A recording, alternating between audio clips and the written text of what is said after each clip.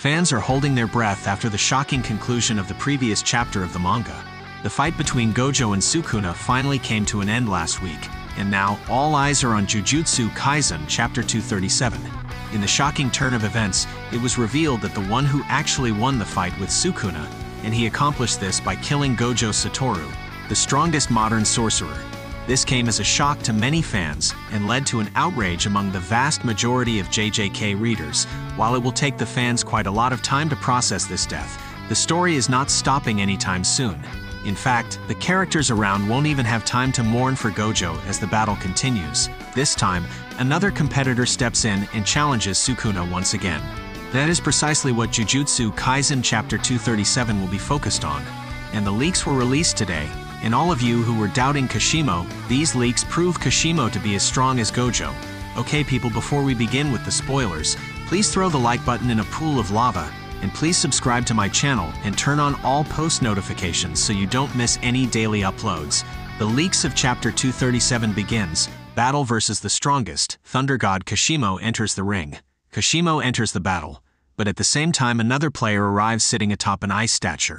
And it's none other than Ice Queen Yorome, but someone with some fresh Jordans comes after her, and it's Hikari Renji. Hikari challenges Yorome. He says he made a promise, so he can't let Yorome leave. Hikari opens his domain expansion, and Yorome activates Ice Formation versus him. Even though Hikari's domain captured Urawame in it, the boulder of ice continued to fall. It suddenly evaporates, and Kashimo notices that all that was to deliver something to Sukuna, and that is, the cursed weapon which Yorozu constructed in exchange for a binding vow of death, cursed tool Kamutoke. Sukuna launches a lighting attack on Kashimo and says, "Ah, just like the good times." The weapon that Sukuna is holding fires electricity at Kashimo, but Kashimo's cursed energy has made him resistant to electricity. Kashimo then questions Sukuna, "Did you become the strongest, or were you born as the strongest?" Sukuna replies that he doesn't know because he was an unwanted child. Kashimo asks, how did Sukuna interact with the others without knowing weakness? Or how did he show affection or mercy? Because Kashimo says he couldn't do so, he saw all other humans as piece of dirt. Sukuna calls Kashimo extravagant and says Gojo was the same. Sukuna taps this head with the weapon and calls Kashimo to fight him. Kashimo versus Sukuna begins. Kashimo tries landing an attack with his staff, but Sukuna blocks, and Kashimo moves back and activates his curse technique, Genju Kohasaku. It translates to something like Phantom Beast Amber. He powers up and lands a blow on Sukuna, giving him that Gojo treatment. Anyways, Kashimo then charges up a lighting breath attack and fires it at Sukuna. The narrator explains that a Kashimo curse technique remakes his body to be able to blast any kind of attack, which Kashimo can make from his curse energy. Kashimo manages to land another punch. His curse technique enhances his agility, and the waves he blasts evaporates anything which gets touched. Kashimo surpasses human body to make these happen. But Kashimo's body will break after using his curse technique, and that's why he can only use it once. The narrator begins explaining Sukuna had a method of reviving his original body only once without using reverse curse technique. But Sukuna had intentionally halted it. Next panel then shows Sukuna with his original form. The narrator says, the transformation or reincarnation has been restarted and no break next week. The chapter ends here. Gojo fans, I'm sorry, but there was no mention of Gojo in this chapter.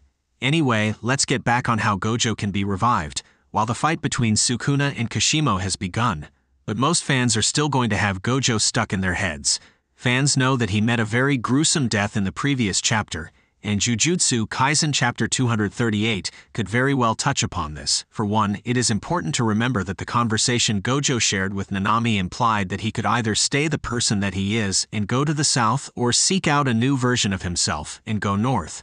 If Gojo does indeed go north, there's a possibility that he is going to return somehow.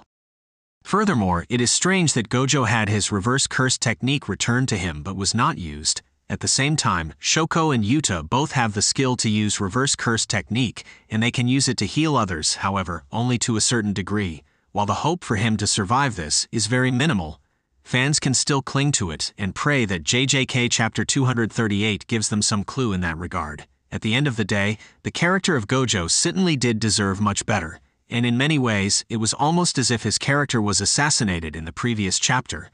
Fans can only hope that the author does much better than he has done, and make sure that the character of Gojo meets a proper conclusion. Well guys, thank you for watching. Please spank the like button, and please subscribe to my channel and turn on all post notifications so you don't miss any daily uploads.